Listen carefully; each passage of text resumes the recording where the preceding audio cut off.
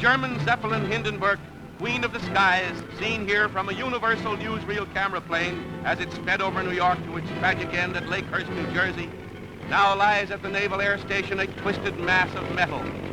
Shortly after these pictures were taken, showing the great Skyliner saluting the millions watching it from below on its first trip of the season, the huge craft exploded while docking and blazed to a fiery end, taking the lives of almost half its 99 passengers and crew.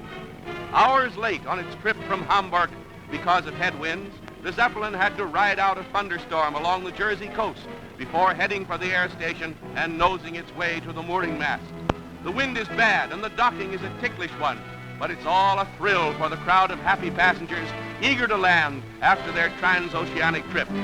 Slowly the big ship warps in and the ground crews rush for the mooring lines. In another 10 minutes or so, the great aircraft would have been snugly docked.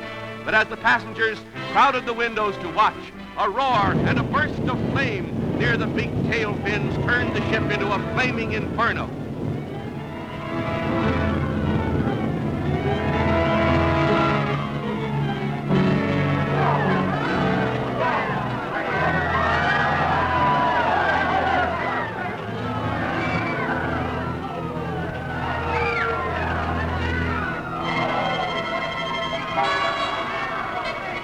Passengers and crew, the fortunate among them, fell or jumped and were dragged to safety before the fiery furnace took their lives. Heroic work by Navy and Army men risking their lives around the white-hot skeleton snatched more than one dazed and half-burned passenger from the blazing wreckage. But for the most of those trapped in the incandescent tangle, there was no hope. It's the greatest of miracles that anyone came out of the disaster alive.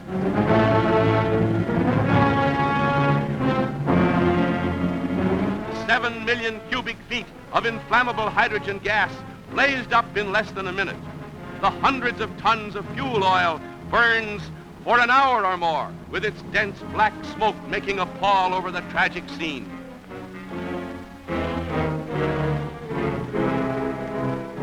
In all the history of air disasters, this is the worst, the most terrible.